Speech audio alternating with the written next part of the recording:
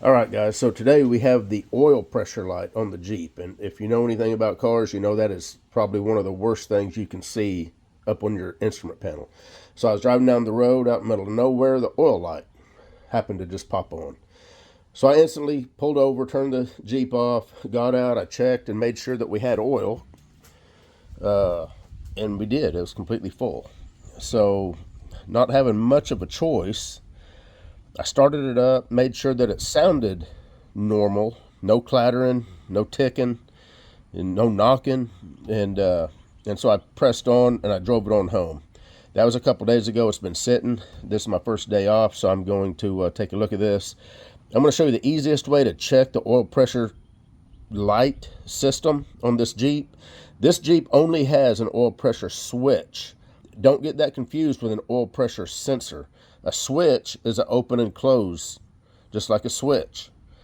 Whenever you have oil pressure, the contacts are open, turning the light off on the instrument panel. Whenever the contacts are closed, it provides a ground.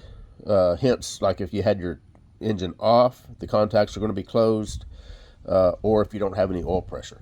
So I'm going to show you the easiest way to check that, to verify that it is the switch, and the easiest way to change it, because I'm pretty confident it is probably going to be a switch, or possibly wiring. But anyway, first let me show you what it's doing. I'm going to go ahead and start it up, take a risk.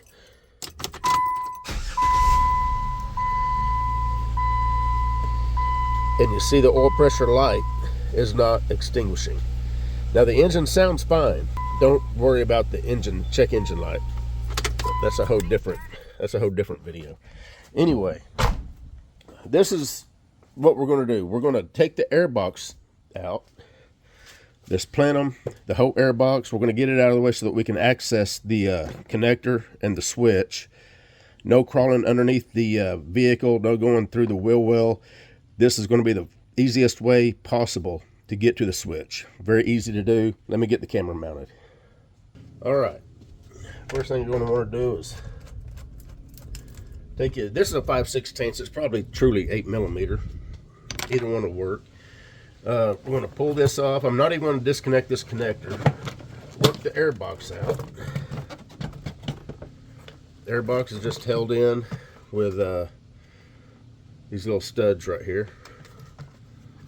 And I'm just going to set this out of the way.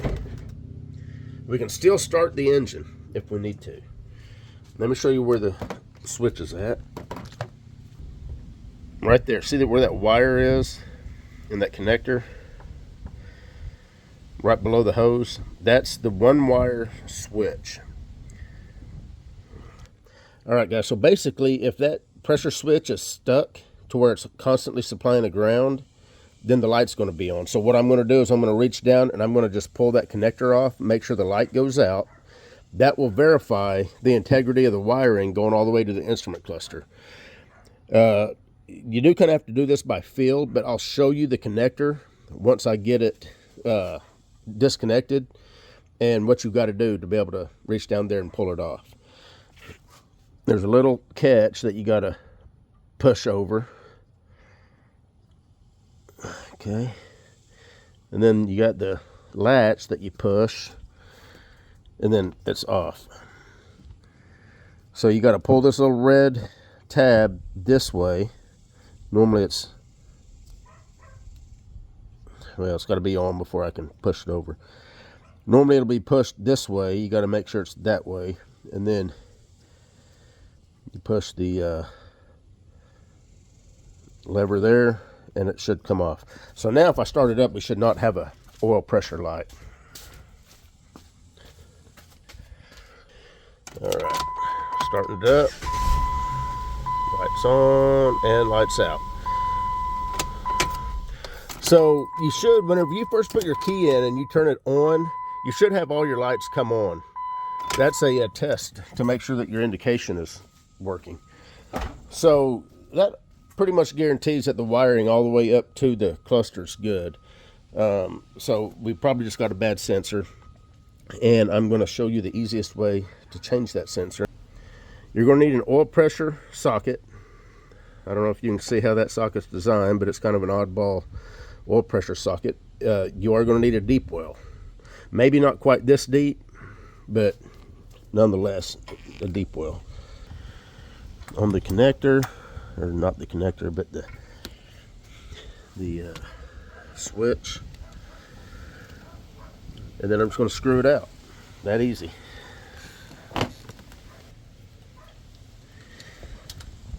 I've seen people do this going through the wheel well, and I prefer not to get underneath the vehicle at all if I can help it.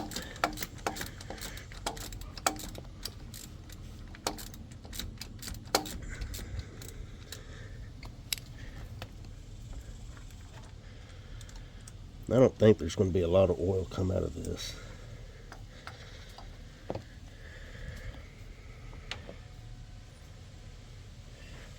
And there it is. Just one wire. Alright, so I have the new switch. I'm just going to reach up underneath here and get this thing screwed in. And then we'll go from there. It's right next to the this big radiator hose.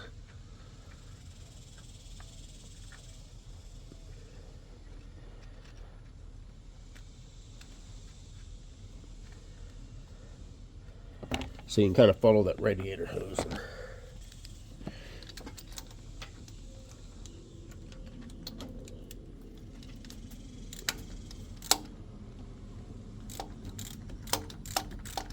Oh, I did put, let me show you what I put on the threads. Just the new one should come with it, but I like to add just a little bit of,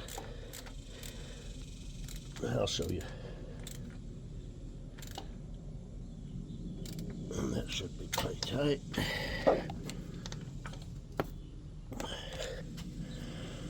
I like to use this Permatex high temp thread sealant. Link in the description. Okay, let's get this connector put back on. Then let's give it a shot. Okay, push the little safety catch.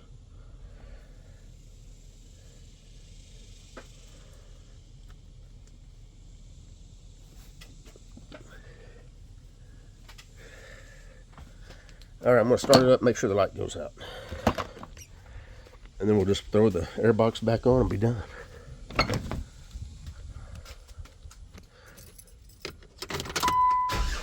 Of course, you want to make sure there's no leaks. Oil pressure light is out.